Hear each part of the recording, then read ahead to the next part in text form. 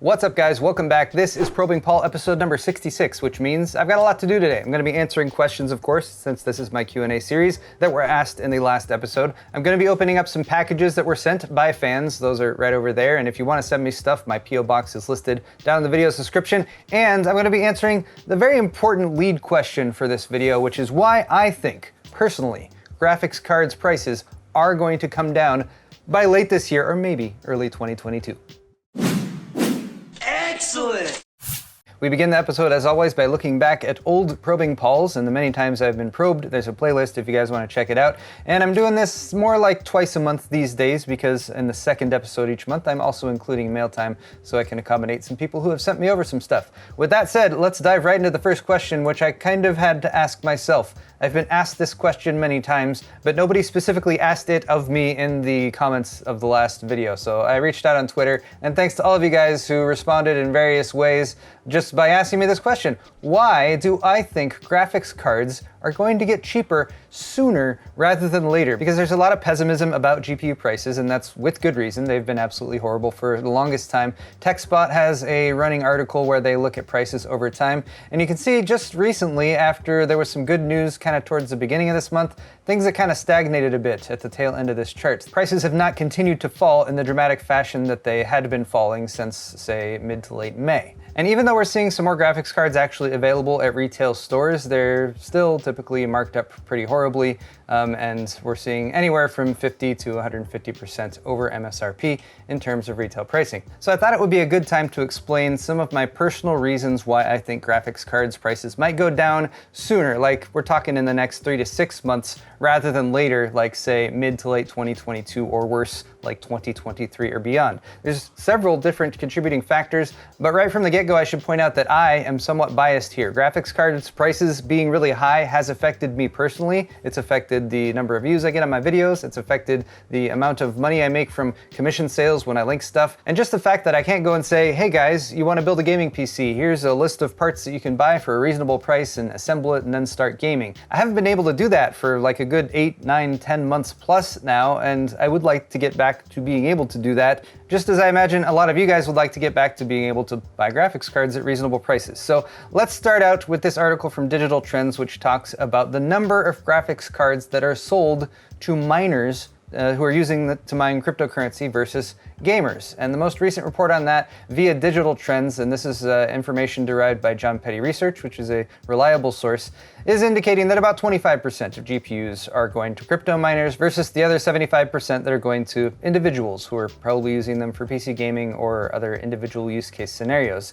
And you can see on this chart how the attach rate was really high back in the original crypto boom of 2017 and 2018, dipped way down after the subsequent crash after that, and it's gone way up, leading it to the end of 2020. And this chart does not include 2021, by the way. So there have been a lot of things affecting the prices of GPUs over the past year or so, and those include the pandemic, supply chain issues, shortages across the industry, and then of course the influence of cryptocurrency mining, as well as the popularity of PC gaming and desktop computing as it was affected by the pandemic. More people staying home, more people needing to find ways to occupy and amuse themselves at home, as well as more people who needed desktop computers to work remotely. Now, since it's the middle of 2021 now, we're seeing sort of the opposite effect of what happened in mid-2020. There's more people who are able to go out and about and who don't have to work from home and who don't need to take up a new hobby like PC gaming in order to occupy themselves at home. And I think that's why the interest as reflected in tech viewership, like tech video viewership, like my channel and others,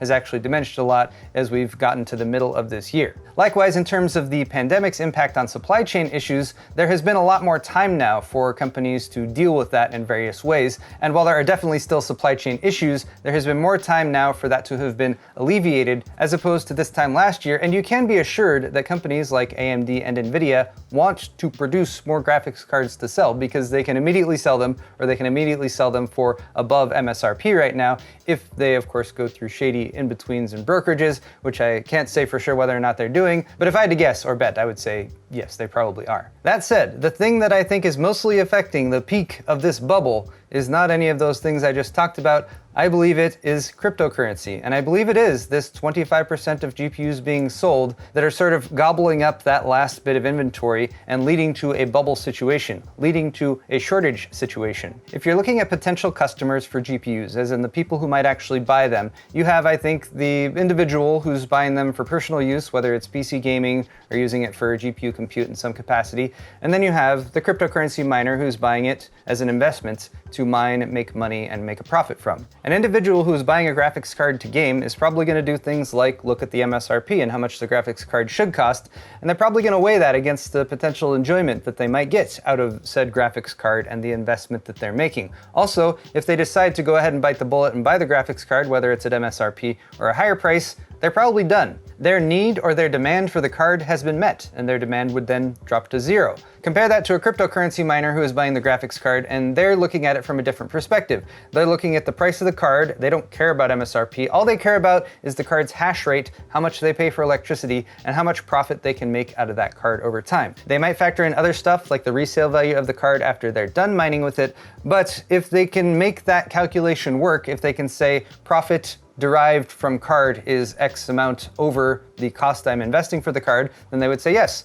I'll buy that card. And again, MSRP doesn't really matter in that case as long as they can show that they're going to make a profit. And then, unlike the gamer who has bought a card and now doesn't need one anymore, the cryptocurrency miner might say, hey, I'm going to make X amount of dollars with one of those. Why don't I buy 5 or 10 or whatever inventory is available for me at that price? My opinion here is that the way demand scales for a cryptocurrency miner is different than how it scales for a PC gamer. Even if that PC gamer might be thinking, hey, I'll buy this card for gaming and then I might mine on it a little bit at the same time. A crypto miner is shopping in a different way, they're considering the card's value in a different way, and because the demand that's there at the top end from cryptocurrency miners, even for cards that are grossly overpriced, is there, it means there's another type of customer coming in and buying those cards, and that's the scalper. And a scalper is going to buy something at a certain price that they know they can resell at a higher price, and it doesn't matter what that thing is. It could be graphics cards, it could be tickets for a popular concert. As long as they can make a profit, they're gonna be buying and reselling, and a scalper wants that demand to stay high while supply stays low so that they can keep selling at those exorbitant prices. So I think that is the reason this price bubble has gotten to the point where it has gotten,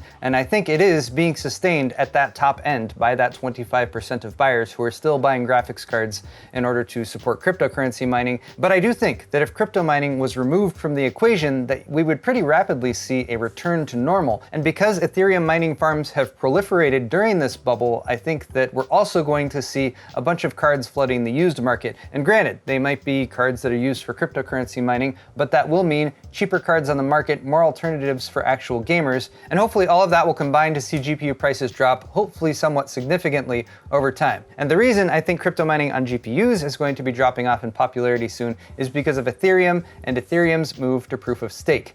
There are several articles linked in the description, and if you guys have no idea what I'm talking about, I highly recommend reading up on them. These Cryptopedia articles are great on talking about Ethereum 1.0 versus Ethereum 2.0, the differences there, how Ethereum 2.0 will work differently with stuff like sharding, and this all boils down to how Ethereum works fundamentally. And I'm not going to try to explain that exactly right now, but we are going to be moving from proof of work with Ethereum 1.0 to proof of stake with Ethereum 2.0. Proof of work is work as in mining with GPUs, trying to solve complex, computational, algorithmically derived math problems, essentially, which is how Ethereum 1.0 has worked, and that's how GPU mining works. You use your GPU to try to solve those problems, and then you're rewarded with Ethereum, which is worth money. And that's how you make money mining with GPUs. But all that proof of work is at its core is sort of a block or something to create scarcity with a digital currency, because as we know with like MP3s and movies and stuff, if something's digital, it can be replicated fairly easily. Proof of work creates scarcity with Bitcoin and Ethereum, and that is how something can have value. Because in order to use something as a currency, it cannot be infinitely available. That's why you can't buy stuff with grains of sand from the beach. Ethereum 2.0 has a code name, which is Serenity. It has its own blockchain, which is called Beacon, and it's already underway, as in the shift from Ethereum 1.0 to Ethereum 2.0, and that started as of December 1st, 2020. So basically how proof of stake works with Ethereum 2.0 is you have a stake in Ethereum, and the starting out stake is 32 Ethereum, which has a street value right now of about $75,000. With the original Phase 0 contract, they were trying to get 16,384 individual users to deposit 32 Ethereum by November 24th, 2020. They actually surpassed that and had over 20,000 signups by December 1st, 2020, and that process has been continuing. You can actually go over to BeaconChain, beaconcha.in, and you can look at this chart where you can see they actually passed 200,000 stakers, or people who had staked at least 32 Ethereum. And as of today, when I'm recording this, we have 200,220 who have staked over 6,406,000 Ether. Once you have staked your Ethereum, it means you can't use it. It's locked up while it is staked, but it means you can become a validator and you can validate new blocks, which means you can earn rewards just as you would with GPU mining before, but you're not mining with GPUs. You're simply proving that you have an investment in this network and setting that aside, and then you're participating in the network as a result. As long as you don't own a GPU mining farm, there's actually lots of benefits to Ethereum 2.0, like it being more scalable and secure and sustainable, especially when it comes to actually how long it takes to process a transaction. Earlier this year, that was taking quite a while, and as a result, transaction fees, what's called gas with Ethereum, were getting pretty expensive. Ethereum 2.0 should alleviate that a lot by allowing the main chain to be sharded into initially 64 different blockchains that can also cross-communicate with each other. It's a little complex, but when will it happen? According to Ethereum.org, we're still looking at maybe 2021 or 2022. The goal was late 2021, but Ethereum 2.0 has already been delayed multiple times because there's lots of moving parts involved. So we're still optimistic that maybe late this year or early next year. But the process continues. There's lots of stops along the roadmap, and there's these things called EIPs, or Ethereum Improvement Protocols. Ethereum Improvement Proposal is what I meant to say. But the process continues. There's lots of stops on the roadmap, and the latest one is going to be the London hard fork, and that's expected to launch very soon, actually next week on August 4th. It's going to include multiple Ethereum Improvement Proposals, or EIPs. The notable one is EIP 1559. Again, this article's linked in the description, so feel free to check it out. But to sum up, Ethereum enthusiasts, the people who are excited about sort of the fundamentals of Ethereum and how it works and the problems it can solve, are excited. Whereas your cryptocurrency miners, the people who own the mining farms, the people who are invested in graphics cards as mining hardware, are less excited about it, because they know that as this process moves forward, the value of GPUs for mining Ethereum is going to get less and less. And in my personal opinion, as that value continues to drop, as the prospects for GPU miners gets dimmer and dimmer, we're going to see more cards being sold off while there's still high value, so that's going to flood the market with more cards for sale, and that's going to drop the price of GPUs.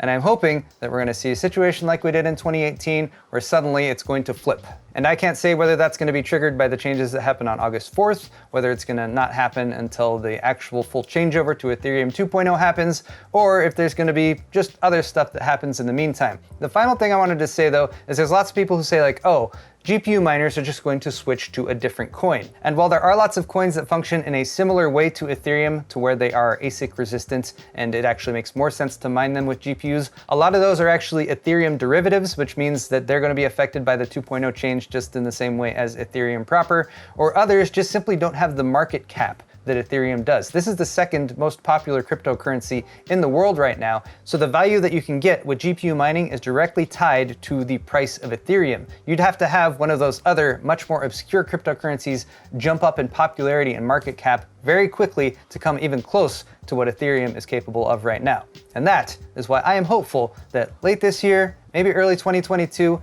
we might see a return to normalcy for graphics cards prices. Okay, let's move on. I will attempt to burn through the rest of these questions since I took so long with that. YOLO Swagger asks, hey Paul, I'm from Germany. What's up? What's up to the motherland? Is it hard to switch sometimes between metric and imperial? I ask because I only know metric. Probably you and other tech tubers know metric, only kind of or a little bit. And thank you for the kind words that you added there as well. My opinion on imperial versus metric is that I prefer metric, to be perfectly honest, but I was raised with imperial. And that's probably the same situation that a lot of people in the US are dealing with. you're comfortable with the imperial system, I can gauge as I'm driving along the highway at 60 miles per hour how long it will take to go a quarter mile or a mile down the road. If you asked me how long it would take to go 5 kilometers, I'd be like, I don't know, I'll have to do some math. At the same time, I just appreciate the simplicity of the metric system, the base 10, the way everything sort of can be sorted. The crossover between different metrics, whether you're talking about distance or speed or volume or anything like that. Metric is just, I think, objectively a better system, but it's really hard for people in the US who have been raised with imperial to switch over. So I kind of live in this in-between zone where I constantly use the imperial system because that's what I'm surrounded with, but I lean towards metric whenever I can. And because I'm aware that I have a lot of people who watch my channel who are not in the US, who are in places where the metric system is used, I try to pop that in there every once in a while. If I'm saying like, hey, it's 97 degrees out today, I try to also throw up what that is in Celsius because people don't always know. That is one thing I've gotten a little bit more comfortable with though due to travel is temperature and like degrees Celsius. I know a nice 22, 23 degrees Celsius is what you want to set your thermostat to if I'm traveling somewhere where I need to set the thermostat. And I know that like 27 or 28 degrees Celsius is getting a little warm. You might want to turn a fan on or wear flip-flops. Next question from Cameron Hill. Hey Paul, longtime fan. Thank you, Cameron. You taught me how to build my first PC. That's awesome. Have you thought about using the Noctua passive cooler to upgrade your HTPC? Cameron, because this video is already running long, I'm gonna give you a short answer. Yes, I totally want to use one of those, if nothing else, but for the fact that it has an AM4 mount and I don't have to rely on an AM3 compatible motherboard in order to mount a passive cooler. I know there's other passive coolers out there, but the Noctua one has been getting good reviews, and what I'm probably gonna do is try to get 2 of them and do like not matching, but like side-by-side systems, and that's still working that out though. Neuroflare asks, Paul, we all know you like beer, do you like coffee as well? The answer here is also yes. Wait, let me see if I can find the bag. I probably can't. Actually, I know I can't because we're out of it. The answer here is also yes. I was gonna have some visual aids, but I realized that we're actually out of the coffee that we usually get. But I like the whole bean coffee that you get from Costco. It's the Jose's vanilla bean that comes in the yellow bag. I like the whole bean coffee because if it's fresh ground, it just tastes way, way better. And other than that, I just use a standard 12 cup coffee maker, and that's my coffee MO. I only have 1 cup in the morning because if I have more than that, I get a little shaky. And the last question before I do mail time is from the Flux Life. I would like to see more about this DIY teleprompter. I briefly showed my DIY teleprompter in the last episode, and apparently people want to see more. So I'm gonna give you guys a little bit more detailed rundown of that. But before I do that, I'm gonna do mail time so that I can, it's just easier with the way I have the camera set up. Let's go. I've got 3 packages today. Again, if you guys wanna send me stuff, the PO box is listed down in the video's description. I'm gonna start with the smallest and work my way up to the biggest one. This one appears to be from Jacob Patala, and that is all I know because it was shipped from a deal center for fulfillment. And this appears to be a strap wrench. What was I doing where I would have needed one of these? This is a water-cooled build. Okay. Or was it piping? So I'm having a complete brain fart right now because I think Jacob messaged me on Twitter about this, and I'm like 90% sure that it was because I was trying to tighten down some of the fittings on that water-cooled PC that I built last month, and I was having a difficult time with it. This is a strap wrench which allows you to grab onto something that's round like a pipe or something like that and actually get some torque on it so you can tighten it down. And I didn't really even know that something like this existed, and now I have one. It's a master plumber one too, so I'm gonna add this to my tool set, and I bet it's gonna come in handy. Thank you very much, Jacob. Next one here is from Scott Swain. He's from Texas, and he sent this over, which is playtoevolve.com. What is this? Playtoevolve.com. Try to open this carefully without damaging the cards themselves. Gratitude. The book Nonviolent Communication, written by Marshall Rosenberg, PhD, inspired Scott Swain to create this game to spread the use of empathy. Ah, I see. So first off, I'm a fan of empathy. I think empathy is good, and I think we should all work on ours if we can. Second off, I'm not really sure the context or reason that Scott sent me these, although this does appear to be a card game that he made, so take that into consideration as well. Anyway though, it's now received some free advertisement here on my channel, so I approve of empathy. So I guess I have kind of mixed feelings about this. I approve of empathy, and I like the general, what this card game is going for. However, if you have a product and you want to send it to me to advertise your product on my channel, that I'm not necessarily as fond of. So again, mixed feelings. But thanks, Scott. Final package here is a big one. This one's from Jay Lind from Phoenix, Arizona. And I guess this doesn't have one of those paired open things. All right, let's see what's inside. More games. What is rolled up in this? This is just a roll. There's nothing in this, is there? This is just a roll. Yes, it's a long roll of bubble wrap. That's fine. The note, you will want to read this off camera and then summarize it on air. It's a long boy, okay?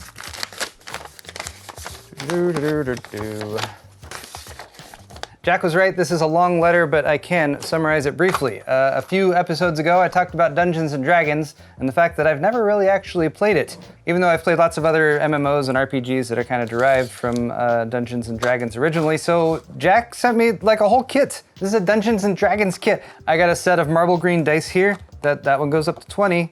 That's an important one. We have some Bic Extra Sparkle pencils, which are definitely better than the ones without the sparkle. We have an empty notebook, which from my understanding is important there. We have the D&D Player's Handbook, like full-on hardback and everything like that. I'm sure that wasn't inexpensive, so I'll have to start reading up on this. And then these are character sheets. Jack went and created these characters using dndbeyond.com character creation tool. He's so nice. Jack, thank you so much. He's like apologizing for not going and creating characters for my wife and stuff as well. This is a Wizard 1 Human Sage. This is a Bard 1 Dragonborn Entertainer. This is a Fighter 1 Mountain Dwarf Guild Artisan Guild Merc. So I obviously still have a lot to learn about D&D, but thank you so much, Jack. I'm really off on the right foot with this whole kit here. It is much appreciated. And I was about to say that wraps it up for this video, but I have one last thing to show you, and that is my teleprompter. So here's my teleprompter, and I'm not sure whether I'm like proud of this or embarrassed of this or some combination of both, because it's one of the things I've had for the longest time and been using, but it's also one of the jankiest things that I've just sort of cobbled together. So at its heart is a single piece of glass that I got from Home Depot, which I think costs like $2.50 or something along those lines.